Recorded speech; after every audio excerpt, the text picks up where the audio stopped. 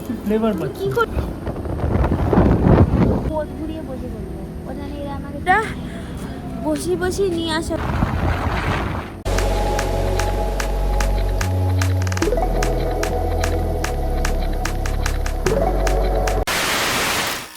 Hi guys, welcome to my first blog.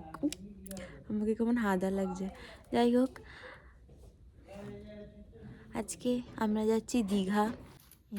এই হচ্ছে partner full ready. পিছনে আমাদের স্কুল ব্যাগ, যে ব্যাগের মধ্যে আমাদের 3 দিনের জামা কাপড় আর দুজনের সব জামা কাপড় হয়ে গেছে, আর কিছু করতেই হয়নি। যাই হোক, ও বাইকে উঠে পড়লো, তো তোমাদের সাথে গিয়ে দেখা হচ্ছে। চলো। মারামারি বাদ দিয়ে আমরা হাই করি। হাই। আমার এটা ছিল এর কোনো বাজকুল মার, ইন্টারেস্ট নেই বাজকুল। কোনো ব্যাপারে। হ্যাঁ। ইয়ে ইয়ে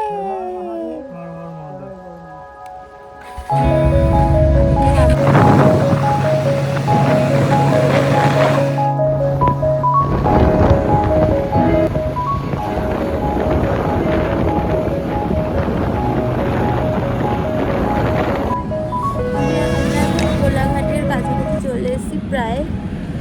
তো আমার মুখ না দেখে ভিউ দেখো।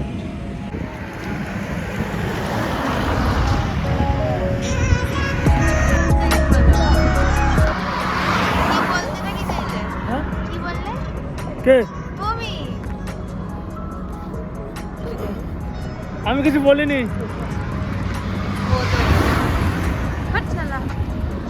রূপনারায়ণ তো নাম। হ্যাঁ, রূপনারায়ণ নদীতে কথা দেখো, ভিউটা, জাস্ট ভিউটা। এর জন্যই তো আমি আমার হাত ফ্রিজ করে এখানে এসেছি। मस्त जोक मारा रे ये हंस रे हलकट हंस ভালো লাগছে ভাই কফিটা দিয়ে। এই, তো কফি ফ্লেভার তুমি পাচ্ছি। কি করছো এটাকে? দেশি জুগাড়।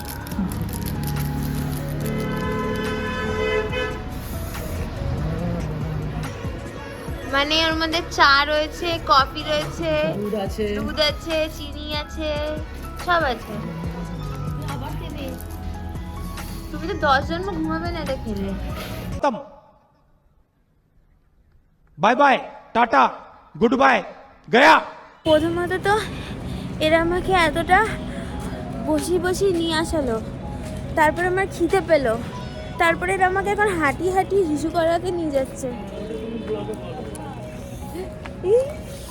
আমি আমার বরের চুল কেটে দিয়েছি, ভালো করেছি। এই আমাকে কেমন মরা শকুনি লাগছে, দেখো আমার চুলগুলো দেখো। কার শালা? ইমা। Okay bye. তুই বুঝতে পারলি না? এই তুমি একটু বেশি বকছো, তোমার মনে হচ্ছে না? আমি এখন ভাইরাল হওয়ার জন্য বকছি, আমাকে ভোট দাও। এ বিগ বস দেখে দেখে মাথায় বিগ বস ভরে গেছে। কি হয়েছে? বলে পেয়েছে বলে পাইনি। আরে তো ওর তো কনফিউশন, দেখো সামনে পেট্রোল পাম্পে যাই।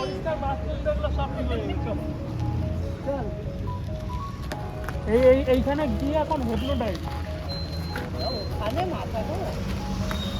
তোমাদের সাথে কি আমার করে যদি MT-15 থাকতো কি হতো? 10 টাকা দিলে স্পেশাল আছে। স্পেশাল টয়লেট হয়? স্পেশাল মানে তুমি ওখানে বসার সঙ্গে সঙ্গে গেটটা ইচ্ছে করে বেরিয়ে গেছে।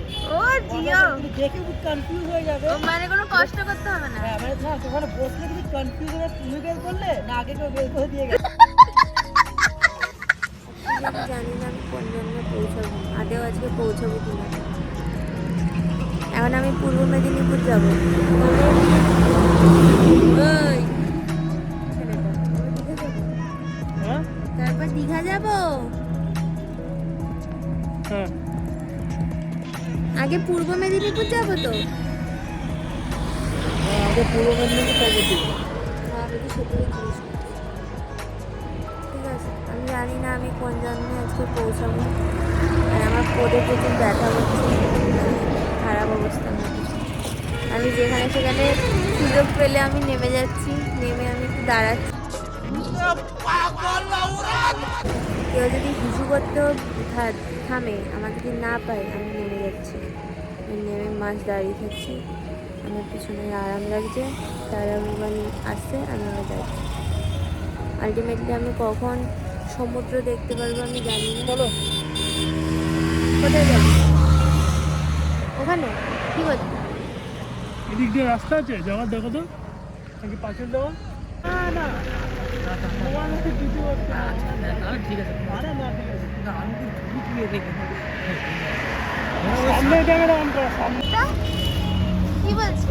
ওই লোকটা বলছিল যে ওদের ফটো ভিডিও তুলছে কিনা, ফটো ভিডিও তুলছে না, তুলছে কিনা তাই জিজ্ঞাসা করছিল। বলছে কোনো সমস্যা নেই তো। বললাম না না তোমাদের কিছু হচ্ছে না, সামনে যেতে হবে।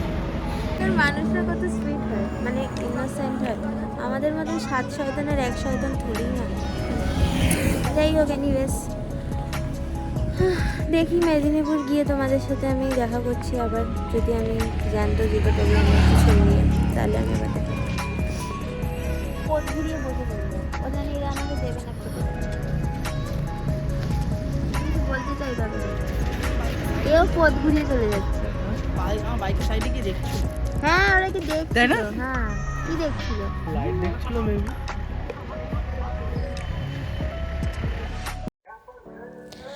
আমি আসলে এখানে ভয়েস ওভার দিতাম না, কিন্তু শানের এক্সাইটমেন্টগুলো তোমাদের সাথে শেয়ার না করে আমি আর থাকতে পারলাম না। শান যেভাবে গ্রামকে ডিসক্রাইব করছিল, হয়তো ওরকমভাবে আমি গ্রামকে চিনি না, কারণ আমি কোনোদিনও গ্রামে থাকিনি, আমি কোনোদিনও গ্রামকে এত ভিতর দিয়ে জানিনি বা জানার চেষ্টাও করিনি বলতে পারো। আর শানের যেহেতু একটা মামার বাড়ি মেদিনীপুর, শানের মামা বাড়ি পূর্ব মেদিনীপুর, তো ও 15 বছর পর এখানে এই জায়গাটায় এসছে। আগের বছরও আমরা এসছিলাম দীঘাতে, কিন্তু কিছু সমস্যা থাকার কারণে আমরা এত মানে পুরোটা আমরা ঘুরতে পারিনি মেদিনীপুরে। তো এইবার আমরা যতটা পেরেছি ঘোরার চেষ্টা করেছি।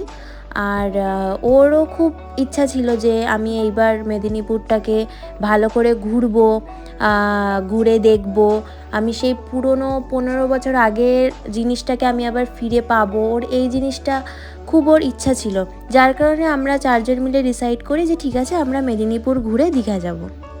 তো ও রাস্তা দেখছিল, এবং ওর একটা আশ্চর্য জিনিস যেটা ও বলছিল আমাকে, যে ও এখানে একটা আলাদা গন্ধ পায়, যে গন্ধটা নাকি ও শুধুমাত্র ওই গন্ধটা পায় বলেই ও এখানে নাকি ছুটে আসে। এবার আমি জানি না, আমি যেহেতু, কারণ আমি ওর ফিলিংসটা আমি হয়তো শুনছি, কিন্তু আমি তো বুঝতে পারছি না যে ও কি বলতে চাইছে অরিজিনালি। ওর যেই ফিলিংসটা সেটা আমরা হয়তো, মানে আমি হয়তো কোনোদিনও বুঝতে পারবো না।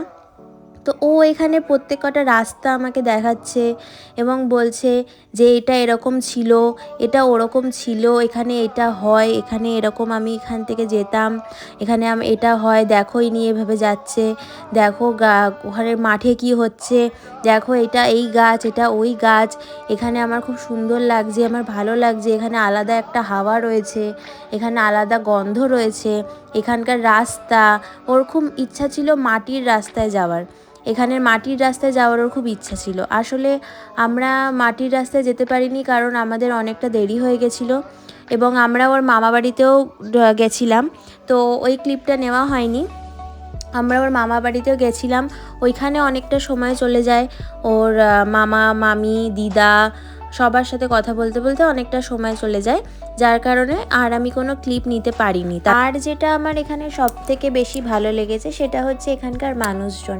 এখানকার মানুষজন খুবই সরল, এবং মানে আমাদের মতন হয়তো তারা অত জটিল নয়, ওরা খুব সরল। এবং যখন আমরা ওখানে গেছিলাম ওনারা আমাদের ড্রেস আপ দেখে মানে ভাবছিল মনে হয় আমরা মানে কোনো মুভির শ্যুটিং করতে এসেছি বা কিছু একটা করছি, মানে আলাদাই প্রায়োরিটি দিচ্ছে আমাদেরকে। এবং আমার খুব ভালো লাগছিলো এই জিনিসটা, সবাই এসে এসে সেদে সেদে কথা বলছে, যেটা হয়তো কলকাতার মানুষরা খুব একটা এরকম করে না, মানে সেদে সেদে কারোর সাথে খুব একটা বেশি কথা বলে না। কিন্তু ওইখানকার গ্রামের মানুষ যেটা আমি দেখলাম, মানে আমি কোনোদিনও এইভাবে এত গ্রাম, মানে আমি এত ভিতর দিয়ে গ্রামকে আমি কোনোদিনও দেখিনি এইভাবে, যেটা আমি এইবার দীঘাতে গিয়ে মানে দেখেছি বা নিজে ফিল করেছি, তো সেটা আমি কোনোদিনও আগে পাইনি। তো আজ এবার আমি গিয়ে অনেক কিছু জেনেছি, বুঝেছি, শিখেছি এবং ওইখানকার আমি মনে করি যে আমাদের থেকেও ওনারা খুব মানে কষ্টের একটা জীবনযাপন করছে, যেটা হয়তো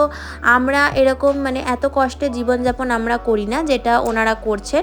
ওনারা রোদের মধ্যে এবং শীত, গ্রীষ্ম, বর্ষা সবের মধ্যে ওনারা কাজ করছেন এবং করে নিজেদের জীবনযাপন ওনারা করছেন। তো এগুলো দেখে আমার খুব ভালো লাগলো ওখানকার মানুষদের প্রতি। আর ওখানকার আবহাওয়া, ওখানে তেমন কোনো পলিউশন নেই, খুব মানে আমার পার্সোনালি খুব ভালো লেগেছে জায়গাটা। বাকি আমরা ওইখান থেকে দীঘার উদ্দেশ্যে রওনা হই, ওর মামাবাড়ির ওখান থেকে পূর্ব মেদিনীপুর থেকে আমরা দীঘার জন্য রওনা হই। বাকি ভিডিওটা তোমরা দেখো এবার। ফাইনালি শরীরের উপর অত্যাচার করে পোদের 12টা বাজিয়ে আমরা আজকে এসছি এখানে 11 ঘন্টা ট্রাভেল করে। 11 ঘন্টা লাগে ভাই, শিলিগুড়িতে এত ঘন্টা লাগে না।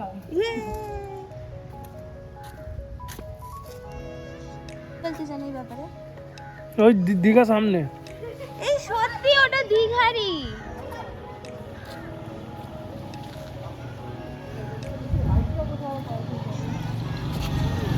ফাইনালি অনেক যুদ্ধ করার পরে আমি হোটেলে চলে এসেছি।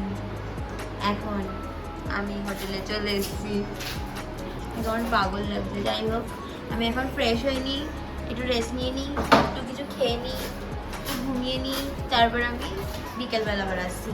টাটা।